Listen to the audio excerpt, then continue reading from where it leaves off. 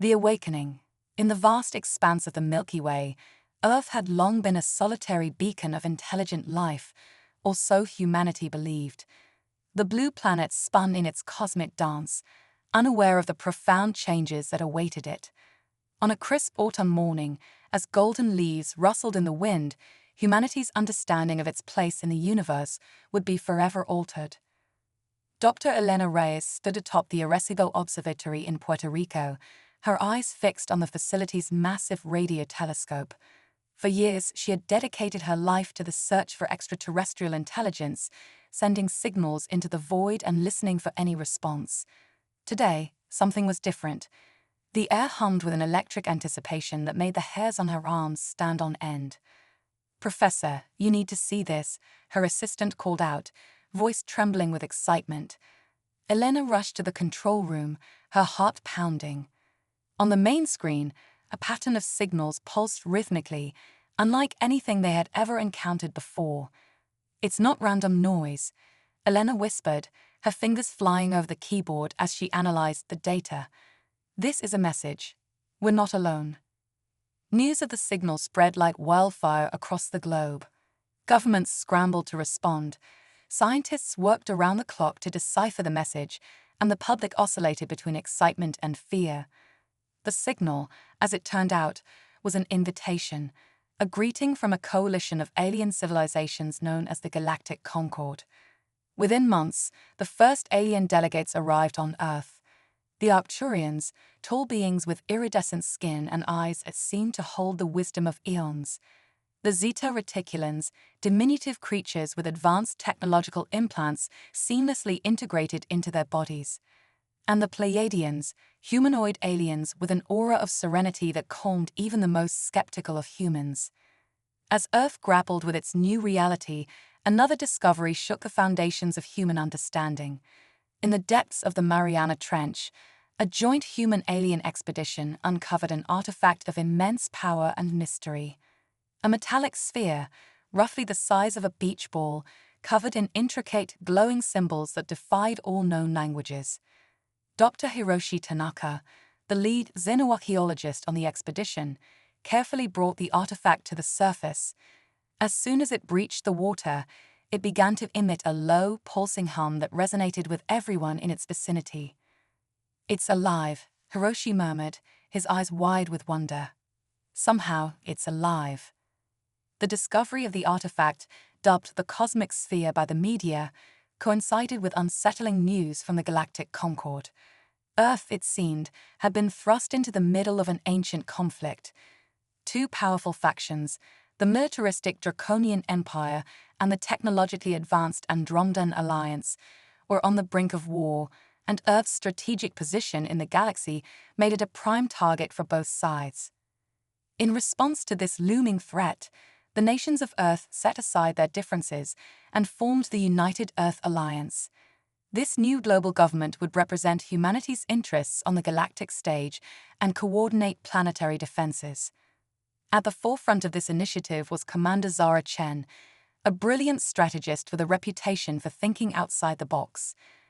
As she addressed the newly formed United Earth Council, her words rang with determination. "We may be newcomers to this cosmic stage," Zara declared, her voice steady and resolute, "but we will not be pawns in someone else's war. We have faced extinction-level events before and survived. We have overcome our own divisions time and time again. Now, we must stand united not just as a species, but as citizens of the galaxy." As the United Earth Alliance mobilized, scientists worked tirelessly to unravel the secrets of the cosmic sphere. Dr. Elena Reyes and Dr. Hiroshi Tanaka led a diverse team of human and alien researchers, pooling their knowledge and resources. Their breakthrough came on a stormy night, as lightning illuminated the sky outside their secure facility. Elena, bleary-eyed from days of non-stop work, noticed a pattern in the sphere's symbols that corresponded to cosmic coordinates. "It's a map," she exclaimed, her fatigue evaporating in an instant. "But not just of our galaxy, it's showing us the entire observable universe." As they delved deeper, they realized the sphere was more than a map. It was a key, a key to unlocking pathways through space and time that defied the laws of physics as humanity understood them. Meanwhile, Commander Chen worked with alien allies to bolster Earth's defenses. The Arcturians shared their advanced shield technology, capable of deflecting energy weapons. The Zeta Reticulans offered their expertise in cyber warfare, helping to secure Earth's digital infrastructure against potential attacks. The Pleiadians, masters of biotechnology, helped develop enhanced crops that could sustain Earth's population even in the face of global catastrophe. But it wasn't just about adopting alien technology. Humanity's greatest strength had always been its creativity and adaptability. Under Zara's guidance, Earth's scientists and engineers began to innovate, combining terrestrial ingenuity with cosmic knowledge. They developed swarms of nanobots that could repair damaged spacecraft mid-battle. They created holographic decoy systems that could fool even the most advanced sensors. And they pioneered new forms of renewable energy that could power entire cities without leaving a trace. As Earth prepared for the coming storm, the cosmic sphere continued to reveal its secrets. Hiroshi discovered that the artifact responded to human thought, its symbols shifting and rearranging when a person focused their mind on a particular concept or question. It's not just a key, Hiroshi explained to the United Earth Council, his voice filled with awe. It's a repository of knowledge from a civilization far more advanced than any we've encountered, and for some reason, it's chosen to reveal itself to us now, when we need it most. The implications were staggering. If they could unlock the full potential of the cosmic sphere, humanity might have a chance not just to survive the coming conflict, but to reshape the very fabric of the galaxy. As the first year of Earth's cosmic awakening drew to a close, humanity stood on the precipice of a new era. The planet buzzed with a mixture of anticipation and trepidation. In homes, schools, and public spaces around the world, people gathered to watch the night sky, wondering what the future might hold. In her quarters aboard the newly constructed Orbital Defense Station, Commander Zara Chen looked out at the star-studded expanse before her. Earth glowed like a blue marble below, peaceful and serene from this distance. She thought of all the people down there, going about their lives, unaware of the monumental decisions being made on their behalf. "We'll protect them," she whispered to herself, a promise and a prayer rolled into one, "whatever it takes." As if in response, a shooting star streaked across her field of view. For a moment, Zara allowed herself to hope it was a sign of good fortune. Then, her tactical training kicked in, and she realized it was moving too fast, too erratically to be natural. She reached for the comm panel, her heart racing. "This is Commander Chen. We have an unidentified object entering Earth's orbit. All stations on high alert. This is not a drill." The object hurtled towards Earth, its trajectory aimed at the heart of the Pacific Ocean. As it breached the atmosphere, it began to glow with an otherworldly light. Zara and her team watched in stunned silence as it splashed down, sending towering waves in all directions. For a moment, all was still. Then, from the depths of the ocean, a massive structure began to rise. It was a city, gleaming and impossibly ancient, its spires reaching towards the heavens. As the city broke the surface, a message reverberated in the minds of every human on the planet. "The progenitors have returned. Let the trial of ascension begin." The awakening was complete. Humanity's greatest challenge, and its greatest opportunity, lay ahead. The Crucible. The emergence of the ancient city from the Pacific Ocean sent shockwaves through the global community. Dubbed Atlantis Rising by the media, the event marked a turning point in humanity's cosmic journey. As the United Earth Alliance scrambled to respond, the two warring factions of the galaxy, the Draconian Empire and the Andromedan Alliance, set their sights on Earth with renewed interest. Commander Zara Chen stood before the United Earth Council, her face grim as she delivered her report. "The city appears to be of progenitor origin," she explained, referring to the mysterious race that had created the cosmic sphere. "Our alien allies are as surprised by this development as we are. It seems the progenitors were thought to be long extinct." Dr. Elena Reyes stepped forward, her eyes bright with excitement despite the tension in the room. "The city is emitting energy signatures similar to the cosmic sphere," she said. "We believe they're connected, possibly part of a larger network spread across the galaxy." As the Council debated their next move, reports came in of Draconian and Andromedan fleets entering the solar system. The trial of ascension, it seemed, would be a baptism by fire for humanity. Commander Chen wasted no time in implementing Earth's defense strategies. The nanobots developed by Earth's scientists swarmed into space, creating a protective web around the planet. Holographic decoys of Earth's military assets confused the approaching alien fleets, while Arcturian shield technology protected key installations.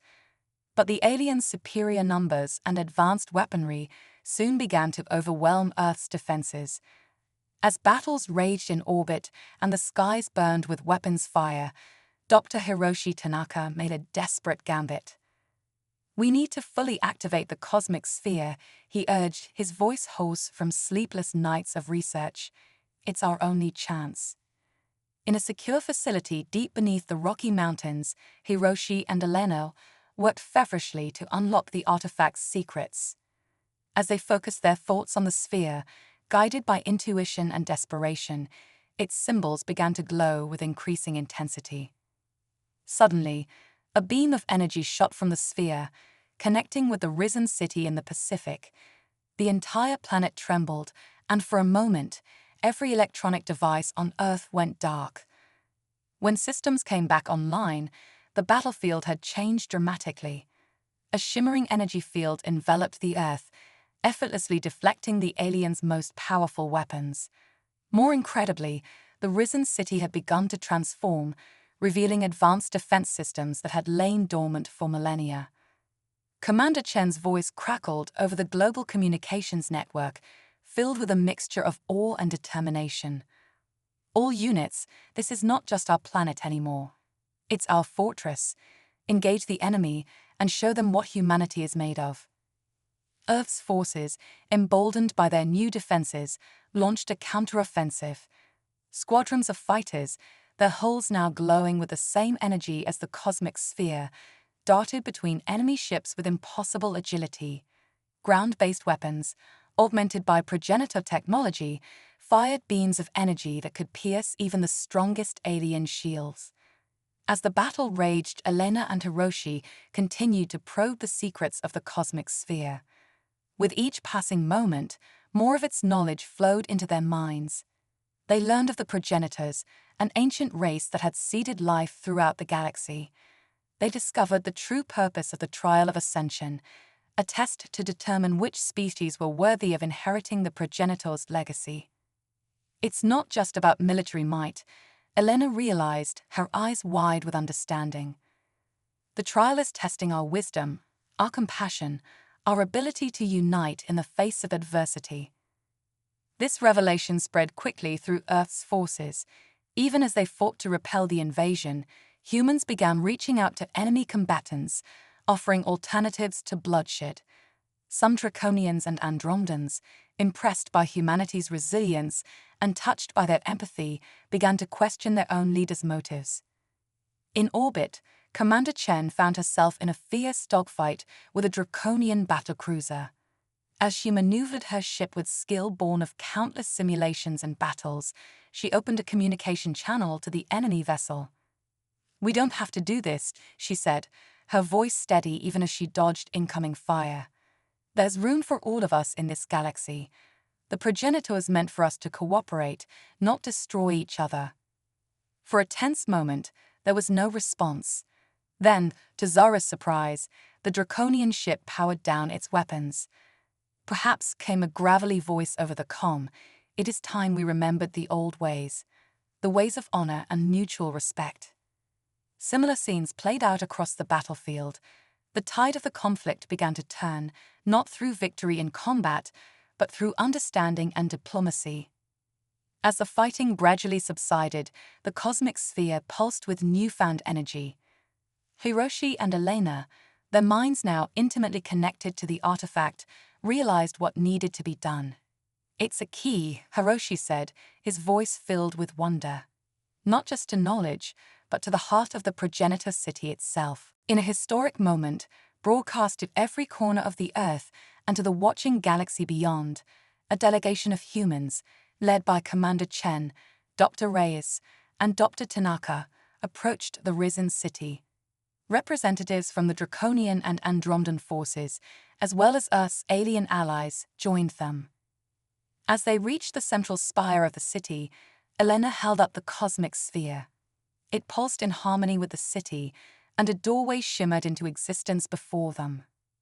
Whatever lies beyond, Zara said, addressing not just her companions, but the entire watching world, we face it together. Not as separate species, but as inheritors of a shared legacy. With a collective breath, the delegation stepped through the portal.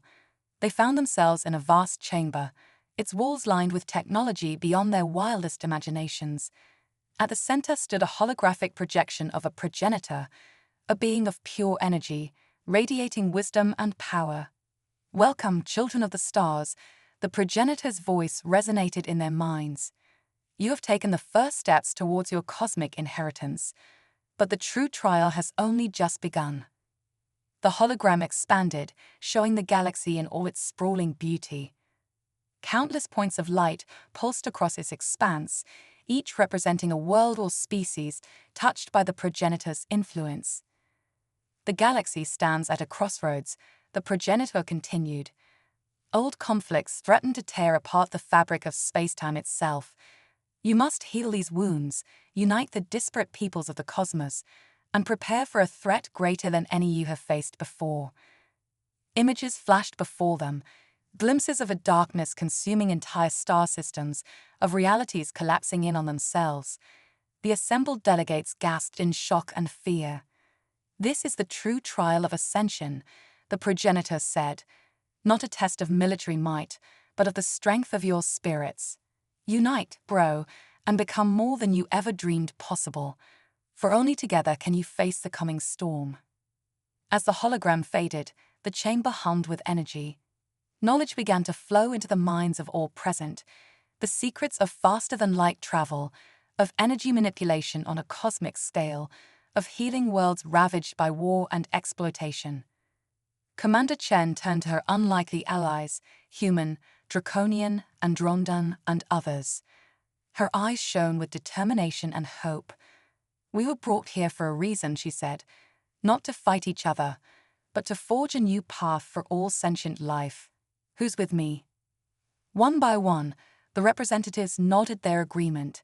As they did, the chamber pulsed with approval, and the entire city began to transform. It was no longer just a defensive fortress, but a beacon of hope and unity for the entire galaxy. As the delegation emerged from the central spire, they were met with a sight that took their breath away. The battle-scarred skies had cleared, and ships from all factions hovered peacefully above. On the ground, humans and aliens alike waited with bated breath for news of what had transpired. Zara stepped forward, her voice carrying across the assembled crowd and to the billions watching around the world and beyond. "Today, we stand at the dawn of a new era," she began. "An era of cooperation, of shared purpose, and of unlimited potential. The trial of ascension is not over, it's only just begun, and we will face it together as one united galaxy." As cheers erupted from the crowd, the cosmic sphere pulsed one final time. Its energy spread out in a wave, touching every person present. In that moment, they all saw the same vision, a future of peace, of exploration, and of wonders beyond imagination. The Crucible had forged not just a stronger humanity, but a united galactic community. And as the sun set on this momentous day, the stars seemed to shine just a little brighter, beckoning humanity towards its cosmic destiny. The Ascension. 5 years had passed since the day humanity faced its trial by fire and emerged not just victorious, but transformed. The Earth, once a lonely blue marble in the vast cosmic ocean, now stood as the beating heart of a new galactic alliance. The United Earth Alliance had evolved into the Cosmic Concordat, a federation of species dedicated to peace, progress, and mutual understanding. Commander Zara Chen, now Admiral Chen, stood on the observation deck of Harmony Station, a massive space habitat orbiting Earth. The station served as the headquarters for the Cosmic Concordat and a symbol of interspecies cooperation. As she gazed out at the bustling activity around her, ships of various alien designs docking and departing, carrying diplomats, scientists, and explorers, she couldn't help but marvel at how far they'd come. "Quite a view, isn't it?" Dr. Elena Reyes said, joining Zara at the window. The xenolinguist had become one of the key figures in facilitating communication between the myriad species of the Concordat. Zara nodded, a smile playing on her lips. "Sometimes I still can't believe it's real. We've achieved so much in such a short time." Indeed, the advances made possible by the progenitors' technology and the combined efforts of multiple species had catapulted the Concordat into a new era of prosperity and discovery. Faster-than-light travel had become commonplace, allowing for rapid expansion and exploration. Entire worlds had been terraformed, providing homes for displaced species and relieving population pressures. Energy was abundant and clean, drawn from the quantum foam of space itself. But perhaps the most significant change was in the realm of consciousness. The cosmic sphere, now housed in a special chamber at the heart of Harmony Station, had continued to reveal its secrets. Under the guidance of Dr. Hiroshi Tanaka, who had become something of a cosmic mystic, people from all species were learning to expand their minds, tapping into a universal consciousness that transcended physical boundaries. As if summoned by their thoughts, Hiroshi approached, his eyes gleaming with the inner light that had become his trademark. "Admiral, Doctor," he greeted them. "I have exciting news. We've made contact." Zara and Elena exchanged glances. They knew immediately what he meant.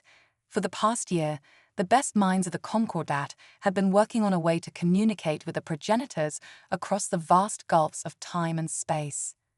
"When?" Zara asked, her heart racing with anticipation. "Now," Hiroshi replied. "They're waiting for us in the sphere chamber." The three of them hurried through the station's corridors, their path cleared by respectful nods from the diverse beings they passed. When they reached the sphere chamber, they found it already occupied by representatives from every major species in the Concordat. The cosmic sphere pulsed with energy, its symbols swerving in mesmerizing patterns. As Zara, Elena, and Hiroshi took their places, the air shimmered, and a figure of pure light materialized before them. "Greetings, children of the cosmos," the progenitor's voice echoed in their minds. "You have done well. Your unity in the face of adversity, your thirst for knowledge, and your capacity for compassion have proven you worthy of the next stage of evolution." The chamber filled with a sense of collective awe and excitement. Elena, ever the diplomat, stepped forward. "We are honored by your presence," she said. "What is this next stage you speak of?" The progenitor's form shifted, showing glimpses of realities beyond imagination. "The universe is vaster and more complex than you can currently comprehend. What you perceive as reality is but one layer of a multidimensional cosmos. We progenitors once walked the path you now tread, ascending through layers of existence. Now we offer you the chance to join us." Murmurs of astonishment rippled through the assembled beings. Zara, her tactical mind always at work, asked, "What about the threat you warned us of? The darkness consuming entire star systems." The progenitor's light dimmed slightly. "The threat is real and growing. It is a force of cosmic entropy, a manifestation of the universe's tendency towards disorder. As you ascend, you will gain the power to combat this force, to maintain the delicate balance of creation." Hiroshi, his voice filled with wonder, inquired, "How do we begin this ascension?" "The process has already begun," the progenitor replied. "Your work with the cosmic sphere, your unity as a concordat, your expansion of consciousness, these are all steps on the path. But the final leap requires a choice, a collective decision to transcend your current forms and embrace a higher state of being." The chamber fell silent as the weight of this revelation settled upon them. Zara looked around at the faces of her fellow beings, human, Arcturian, Zeta Reticulan, Pleiadian, Draconian, Andromedan, and a dozen others. She saw fear, excitement, uncertainty, and hope reflected in their eyes. "This isn't a decision we can make lightly," Zara said, addressing both the progenitor and her fellow Concordat members. "We need time to discuss, to understand the implications." The progenitor's form pulsed in what seemed like approval. Wisdom in the face of great change. "This, too, is part of the ascension. Take the time you need. We will be waiting." With that, the progenitor's form dissolved, leaving the chamber in a state of stunned silence. For a moment, no one moved or spoke. Then, gradually, a buzz of conversation filled the air as the implications of what they heard began to sink in. Over the next few months, the entire Concordate engaged in intense debate and introspection. The idea of ascension was both thrilling and terrifying. What would they become? What would they leave behind? How would this change affect the countless beings under their protection who might not be ready for such a leap? Scientists worked around the clock to understand the physics behind the ascension process. Philosophers grappled with the ethical implications. Spiritual leaders from 100 worlds sought guidance from their respective traditions. Through it all, Zara, Elena, and Hiroshi found themselves at the center of the storm, guiding discussions, mediating disputes, and helping to forge a consensus. It was Elena who finally proposed a solution. "We don't all have to ascend at once," she said during a crucial Concordat meeting. "Those who are ready can go first, serving as guides and protectors for those who need more time. We can create a continuum of ascension, a bridge between what we are and what we might become." The idea took hold, spreading through the Concordat like wildfire. It offered a way forward that respected individual choice while maintaining their unity of purpose. When the day of decision finally arrived, Harmony Station was packed with representatives from every corner of the Concordat.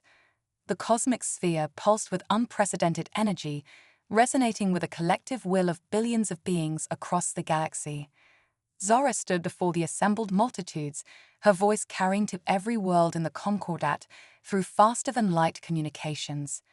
"Today, we stand on the threshold of a new chapter in cosmic history," she began. "We have been offered a chance to transcend our current limitations, to become guardians of creation itself. It's a heavy responsibility, but one I believe we are ready to bear." She paused, looking out at the sea of faces before her. "But our ascension is not an end. It's a beginning. As we rise, we will not forget our roots. We will not abandon those who depend on us. We will be a bridge, a ladder, helping all sentient life to reach its full potential." A cheer went up from the crowd, a sound unlike any heard before, the voice of a united galaxy, ready to take its next great leap. As the cheers subsided, Zara, Elena, and Hiroshi stepped up to the cosmic sphere. They placed their hands upon it, and in that moment, they felt the touch of every mind in the Concordat. The sphere began to glow, brighter and brighter, until its light filled the entire station. Energy coursed through every being present, and through the vast networks of the Concordat, touching every world, every ship, every outpost. In that moment of transcendence, they saw it all, the intricate web of reality, the multiple dimensions layered upon each other, the ebb and flow of cosmic energies. They saw the encroaching darkness, the force of entropy that threatened all of creation, and they saw their place in it all, the role they were meant to play. As the light faded, those present found themselves transformed. They were still recognizably themselves, but more, beings of energy and thought as much as flesh and blood. They could perceive realities beyond normal space-time, could manipulate the fundamental forces of the universe with a thought. Zara looked at her hands, seeing not just flesh, but the swirling dance of atoms and the quantum possibilities that lay beneath. She turned to Elena and Hiroshi, seeing them as patterns of light and intention as much as physical forms. "We did it," Elena whispered, her voice carrying new harmonics that spoke of higher dimensions. Hiroshi nodded, his eyes reflecting the wisdom of ages. "This is just the beginning," he said. As the newly ascended beings of the Concordat began to explore their new abilities, messages poured in from across the galaxy. On countless worlds, beings reported experiences of expanded consciousness, of glimpses into higher realities. The ascension had not been limited to those present on Harmony Station. It had touched every member of the Concordat to some degree, creating a spectrum of transcendence. In the days and years that followed, the cosmic Concordat truly became a force for cosmic balance. Ascended beings worked to push back the encroaching entropic forces, while also guiding younger species towards their own paths of enlightenment. They seeded new life on barren worlds, shepherded fledgling civilizations, and maintained the delicate balance of the multidimensional cosmos. And at the heart of it all was Earth, no longer a small, isolated world, but the birthplace of a new cosmic order. A beacon of hope, unity, and limitless potential, shining brightly in the vast, wondrous tapestry of the universe. As Zara, Elena, and Hiroshi looked out at the star-studded expanse before them, they felt a sense of both completion and new beginning. They had faced the trial, endured the crucible, and achieved ascension. But they knew that the greatest adventures and challenges still lay ahead. With the wisdom of the progenitors, the united strength of the Concordat, and the indomitable spirit that had seen humanity through its greatest trials, they were ready to face whatever the cosmos might bring. The next chapter in the grand story of life, consciousness, and the universe itself was about to unfold. And as they stepped into that bright future, they carried with them the hopes, dreams, and infinite potential of every being in the galaxy. The ascension was not an end, but a glorious new beginning.